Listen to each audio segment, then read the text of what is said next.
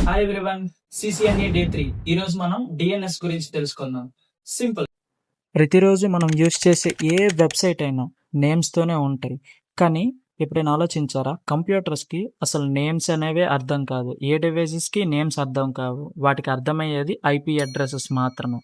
అక్కడే మనకి డిఎన్ఎస్ వస్తుంది. డిఎన్ఎస్ అంటే డొమైన్ నేమ్ సిస్టమ్. ఇది ఏం చేస్తుందంటే వెబ్సైట్ తాలూకు యూఆర్ఎల్ని ఐపీ కింద కన్వర్ట్ చేస్తుంది. ఇంకా ఐపీని కూడా యూఆర్ఎల్గా కన్వర్ట్ చేస్తుంది.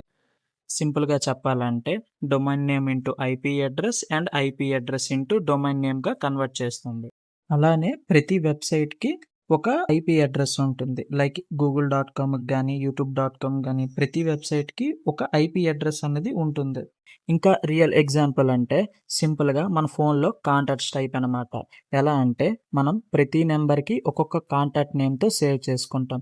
సేమ్ అలానే ప్రతి డివైస్లో డిఎన్ఎస్ యూఆర్ఎల్ని ఐపీ అడ్రస్గా, ఐపీ అడ్రస్ని యూఆర్ఎల్గా కనెక్ట్ చేసి మనకి సర్వర్కి డైరెక్ట్గా కనెక్ట్ చేస్తుంది. సో సింపుల్గా అర్థమైందిగా. నెక్స్ట్ క్లాస్లో డిఎన్ఎస్ రిక్వెస్ట్ అలా ఎలా సెండ్ అవుతుంది, ఎలా రిసీవ్ అవుతుంది, బ్యాక్ ఎండ్ ప్రాసెస్ మొత్తం ఇన్ డీటెయిల్గా ఎక్స్ప్లెయిన్ చేస్తాను.